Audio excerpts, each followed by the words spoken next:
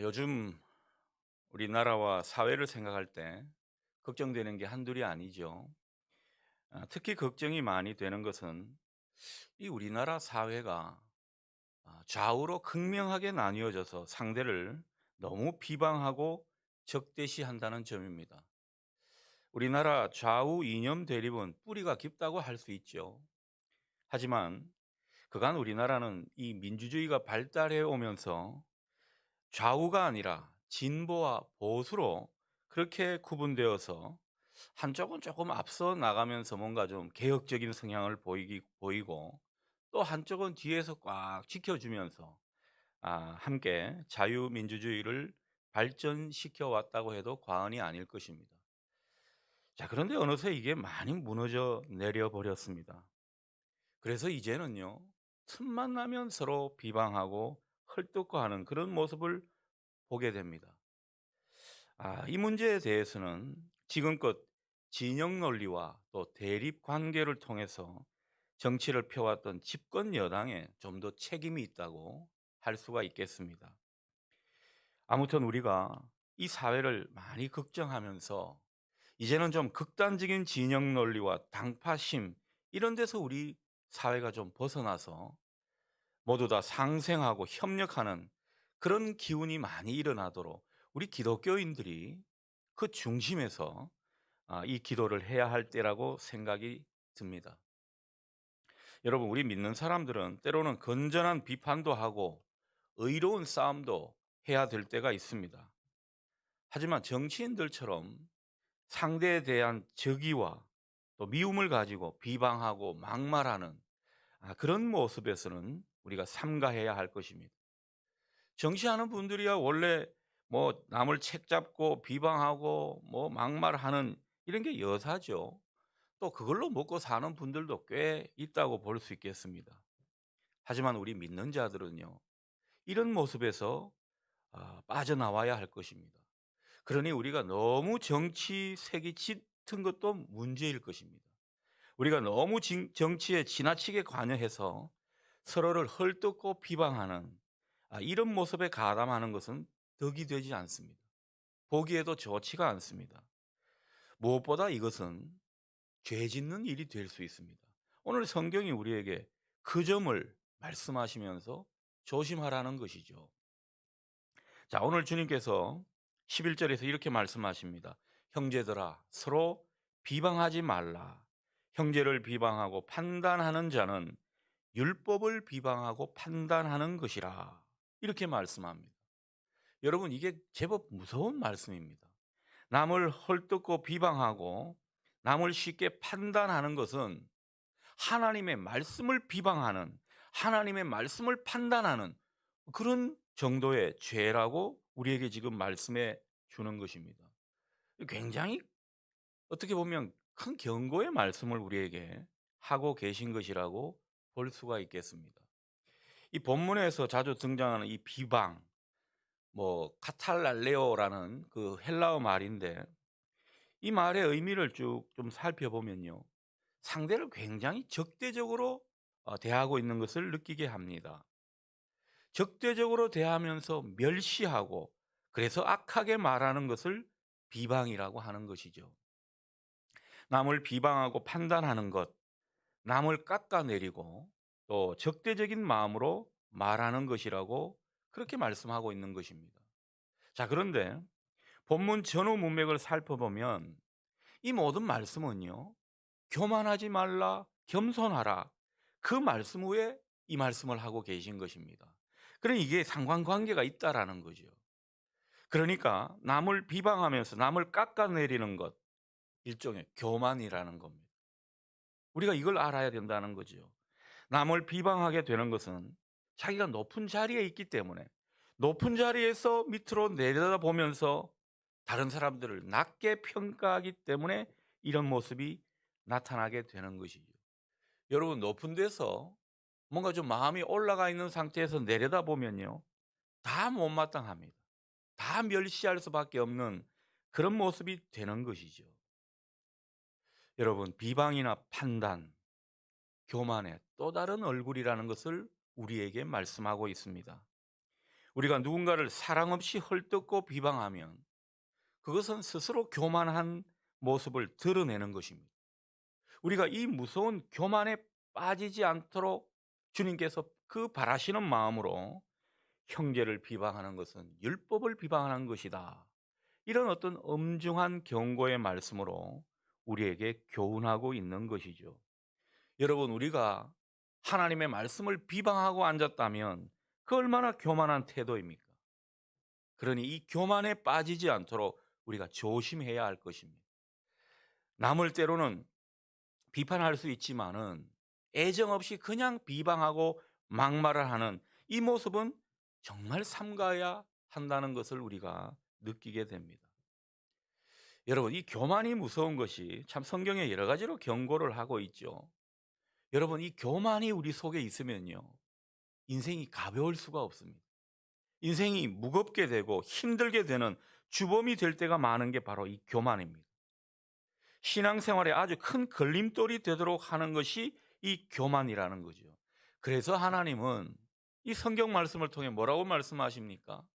너희들이 교만하면 하나님의 은혜와 도우심으로부터 멀어지게 되는 것이다. 하나님은 겸손한 자에게 은혜를 주시고 교만한 자는 내치신다. 낮추시고 무찌르신다. 얼마나 자주 경고해 오셨는지 모릅니다. 저희 집안이 좀 이 뿌리 자체가 교만한 족속인가 봐요. 그래서 우리 집 가훈이요, 겸손하고 성실하자. 그러니까 이게 상당히 어떻게 보면 주님의 교훈이 그 속에 있는 거라고 볼 수 있겠습니다. 저희 부모님들도 그 하나님께 때로는 좀 매를 맞고 할 때 보면요, 항상 그 속에는 이 교만의 죄가 있었던 것 같아요. 지금 제가 이제 목사니까 뭐 그런 이야기 할 수 있죠. 어떻게 아들이 부모님을 평가합니까? 제가 이 목사가 되고 보니 그렇더라는 거예요. 저 또한 늘 조심해야 될 게 이 교만이라는 것을 알게 되었습니다. 그래서 가온이 겸손이고 또 성실이구나. 이 성실이라는 것은 다른 게 아니라 하나님 앞에 신실하게 살아가는 것이죠. 자꾸 자기를 드러내다 보면 교만하게 돼 있으니까 이 겸손과 성실은 이 같은 맥락이고요. 주님의 모습이 바로 그 모습이라는 것을 깨닫게 됩니다.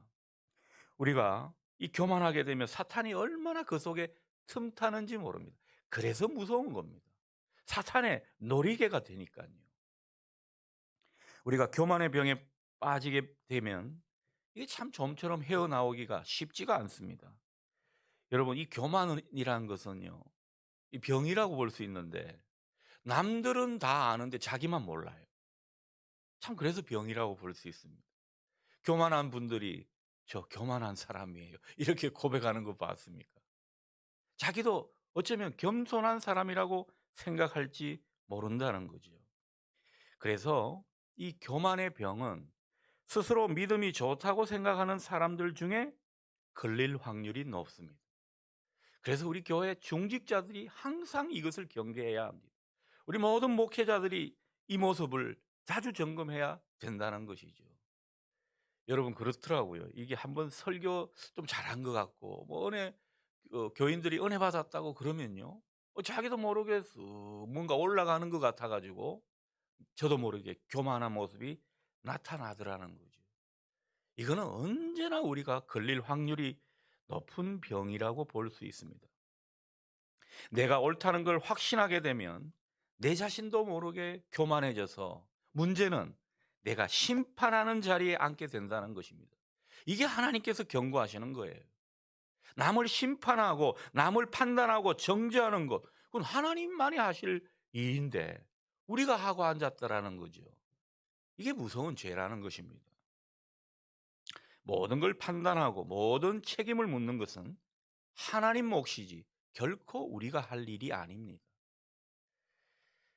하지만 그럼에도 불구하고 이렇게 남을 판단하고 비방하고 깎아내리는 그런 일을 우리가 하고 있다면 그것은 하나님께 대항하는 그런 중요한 도전이 되는 것입니다.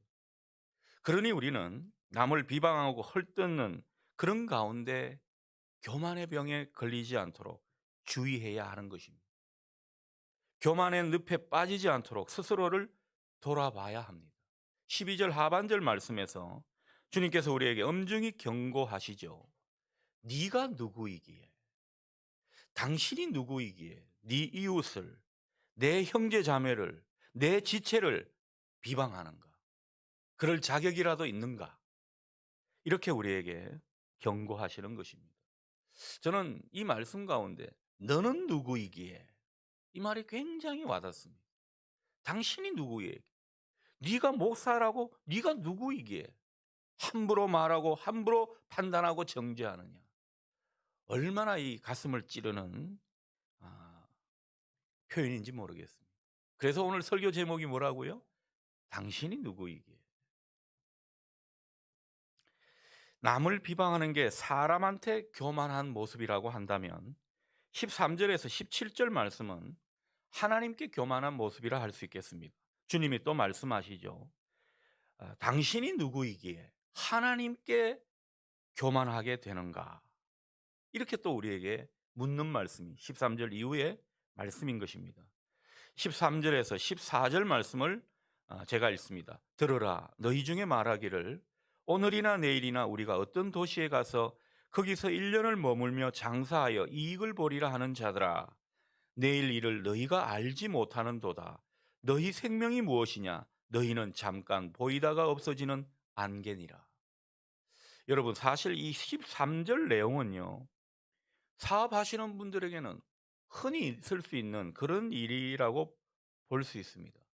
언제 어디에 가서 얼마 동안 내가 영업해서 수익을 보겠다고 하는 이 정도의 사업 구상은요, 다 하는 것 아닙니까? 일할 때 우리가 목표를 가지고 계획을 세우는 것 필요한 일입니다. 여러분, 우리 믿는 사람들은 어떻게 되겠지? 막연히 하나님께서 인도하시겠지. 하나님이 다 하실 거야. 그러면서 자기는 계획도 안 세우고 규모 있게 하려고 하지도 않는다면 이거는 잘못된 것이죠. 계획을 세울 때는요, 철저히 계획도 세워야 합니다. 하나님께서 계획을 세운 것을 문제 삼는 것이 아닐 겁니다. 오늘 이 사람이 뭐가 문제입니까? 이 사람이 하는 말을 우리가 곱씹어 보면요, 결국은 하나님의 도움 없이 하나님의 뜻과 상관없이 사업을 해서 이득을 남기려고 하는 모습을 느낄 수가 있는 것입니다. 하나님께서 문제 삼는 것은 바로 그것입니다. 그러니 주님께서 15절에서 이렇게 말씀하시죠.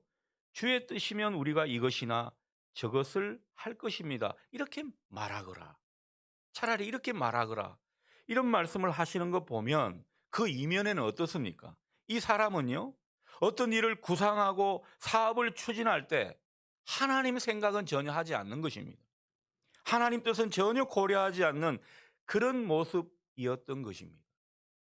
그러니 이런 말씀을 하고 있는 것이죠. 그러니 사업할 때나 무슨 일을 할 때 하나님이 그 중심에 있도록 하라는 겁니다. 하나님의 뜻을 생각하면서 일을 추진하는 그런 모습을 우리에게 당부하고 있는 것이죠. 우리가 세상에서 일을 할 때도 그렇고요, 주님의 일을 할 때도 그렇습니다.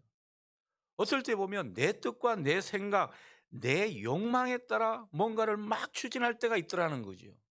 여러분, 사업을 할 때 이렇게 하겠다 저렇게 하겠다, 내 욕망대로 하지 말라는 것입니다. 내가 뜻을 세우고 내가 계획을 세우고 그렇게 막 달려가지 말라는 것입니다. 그런 것은 하나님 앞에 교만한 모습이라는 거죠. 이 사람 말에서 우리가 그것을 확인할 수가 있죠. 오늘이나 내일 우리가 어떤 도시에 가서 1년을 머물며 장사하리라. 여러분, 아주 단순한 말, 누구나 할 수 있는 말을 한 것 같지만은 곱씹어 보면 이것은 자기의 생명도 자기가 마음대로 한다는 뜻이 되고요, 자기에게 주어진 시간을 자기가 다 주무를 수 있는 것처럼 그렇게 말하고 있는 것입니다. 뭐 1년이니 2년이니 자기가 어떻게 그 기한을 안단 말씀입니까? 이 사람이 어떤 도시에 가서 하겠다고 하는 말도 그렇습니다. 자기가 생각할 때 자기가 하는 사업은 그 도시에 가서 하면 맞다고 생각하는 것인데, 여러분, 자기가 알고 생각한 대로 다 되던가요? 내가 알고 생각한 대로 다 되면 우린 다 재벌이 될게요. 인생이란 결코 그럴 수가 없다라는 것입니다. 본문의 사람은 마치 자기가 생명이나 시간 그리고 뭐 사업 추진하는 방법 다 자기가 컨트롤할 수 있다고 자기 마음대로 할 수 있다고 그렇게 착각하고 산 사람을 의미하는 것입니다. 이게 아주 주제 넘은 생각이라는 거죠. 인생의 주인이신 하나님을 도외시하는 불경건이라고 말씀하는 겁니다. 이게 바로 교만이라는 거죠.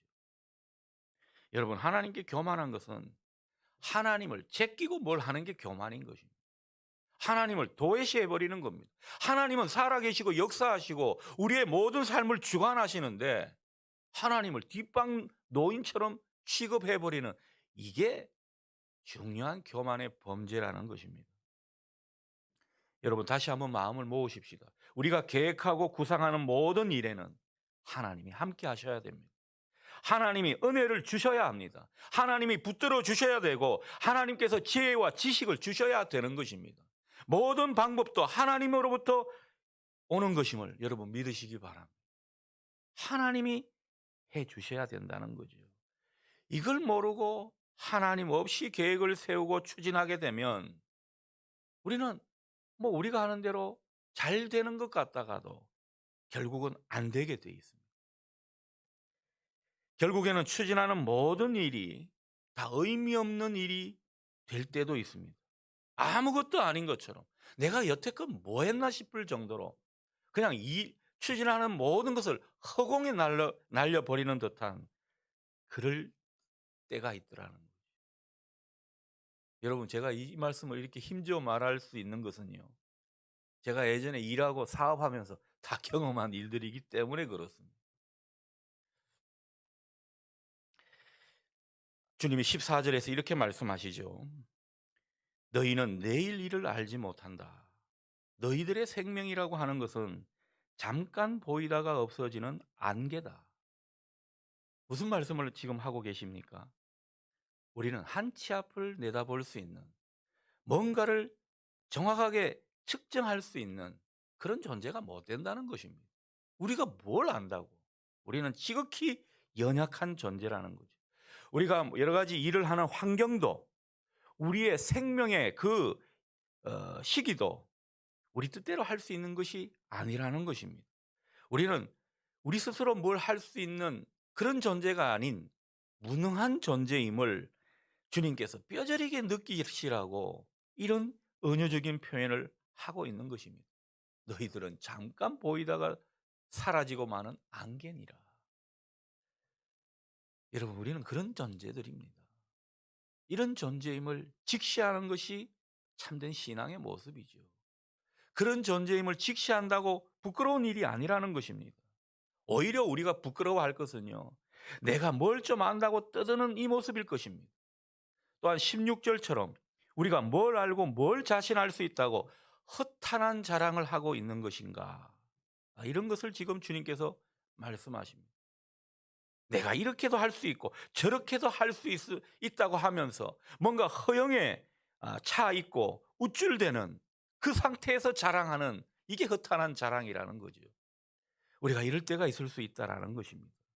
우리가 뭐 좀 했다고 세상 사람들처럼 자랑하고 떠드는 것, 아니면 내가 뭘 스스로 할 수 있다고 큰 소리 치는 것, 이 사업하다 보면요 얼마든지 그럴 수가 있거든요. 여러분, 정말 이 사기꾼과 정상적인 영업을 하는 건 종이 한 장 차일 때가 있습니다. 여러분, 이렇게 우리가 함부로 장담하고 큰 소리 치는 것, 실은 이게 악한 것이라는 거죠. 16절이 그 말씀을 하죠. 그러한 자랑은 다 악한 것이라. 선한 것이 아닙니다. 저는 솔직히 이 말씀을 드리면은 또 아유 목사님 왜 저런 말씀을 하시나, 이런 말씀을 하실 분도 있겠지만은 제가 자주 그런 말씀 드리지 않으니까 이런 말씀을 좀 드리겠습니다. 솔직히 정부나 위정자들 뭐 좀 했다고 막 자랑하고 선전할 때 참 민망하게 보이더군요. 뭘 할 수 있다고 막 청사진을 내놓고 이렇게 하겠습니다. 장밋빛 그런 꿈을 막 심어 줄 때는요, 참 거북할 때가 있습니다. 여러분, 제가 위정자들을 폄하하자고 이런 소리 하는 게 아니라 우리도 그럴 수 있다라는 겁니다. 저도 얼마든지 그럴 수 있다라는 거지요. 우리 믿는 사람들은 그런 성향에서 벗어나야 된다는 것입니다. 여러분, 사업하실 때, 영업하실 때, 여러 가지 거래 관계하실 때 쉽게 장담하거나 큰 소리 치지 마십시오.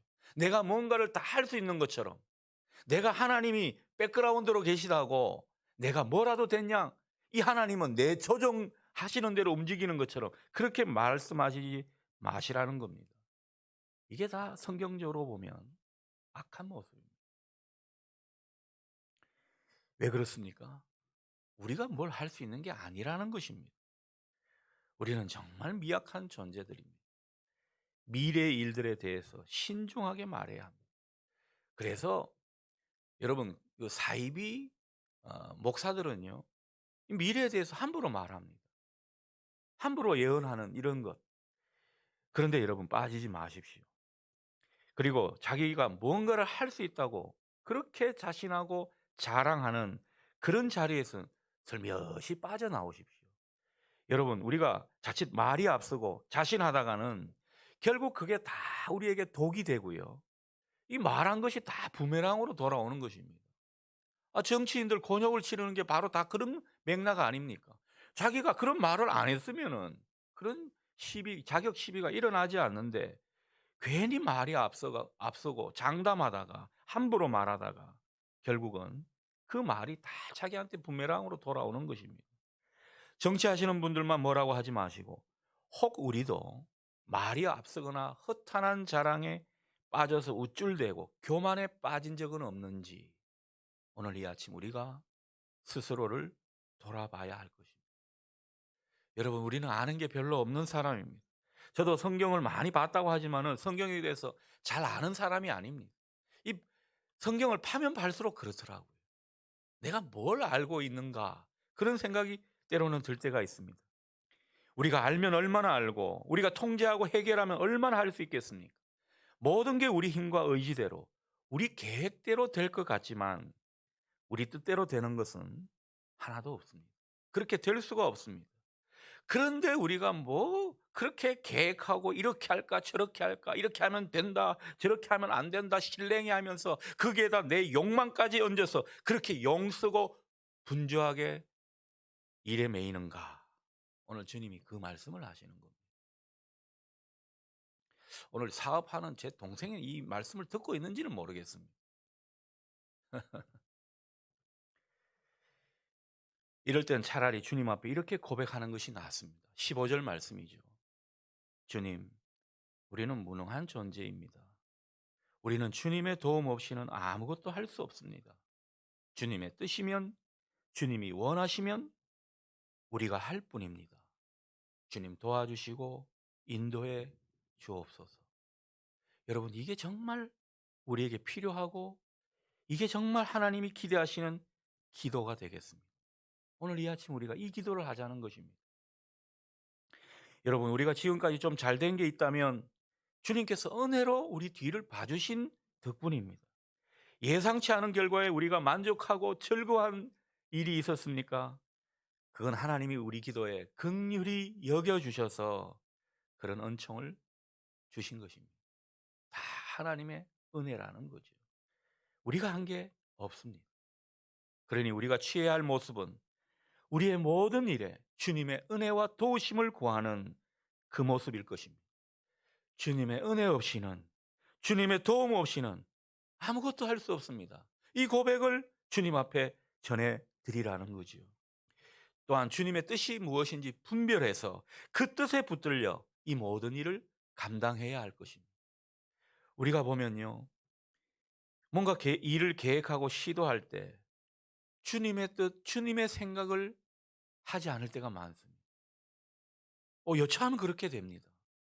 그러니 원래 표어처럼 늘 주님을 생각하시고 주님을 앞서서 생각하시고 여러분의 일을 계획하고 추진해 가실 수 있기를 바랍니다.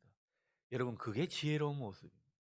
그게 인생을 지혜롭게 사는 모습이고 우리 삶도 질서 있고 규모 있게 만드는 원동력인 것입니다. 그리고 17절처럼 주님의 뜻을 따라 행하는 것, 이게 바로 선입니다. 우리가 선한 일을 들어 하는 것 같죠? 주님 뜻을 따라 행하면 그게 선이라는 거죠. 근데 선한 일을 한 것 같은데 때로는요, 내 일이 될 수 있고 악한 일이 될 수 있습니다. 주님의 뜻을 따라 행하지 않았기 때문입니다. 그래서 우리에게 이렇게 말씀하십니다. 선을 행할 줄 알고도 그렇게 하지 않으면 그게 죄인 것이다. 우리에게 그 말씀을 마지막으로 덧붙이시고 있습니다. 반대로 모든 것을 주님의 뜻을 따라 하게 되면 그게 선한 일입니다. 선한 모습인 것입니다. 여러분이 하시는 모든 일이 선한 일이 될 수 있기를 축원합니다. 주님의 뜻을 따라 과정 가운데 주님의 은혜와 도우심으로 이 모든 일을 감당하실 수 있기를 바랍니다. 우리는 세상 사람들처럼 교만해져서 세상 자랑을 하고 허탄한 생각을 하는 그런 인생들이 아닙니다. 늘 겸손하게 엎드리면서 주님의 뜻을 묻고 분별하면서 하나님의 선을 행하는 그런 인생들입니다. 이런 인생으로 힘있게 나아가실 수 있기를 주님의 이름으로 축원합니다.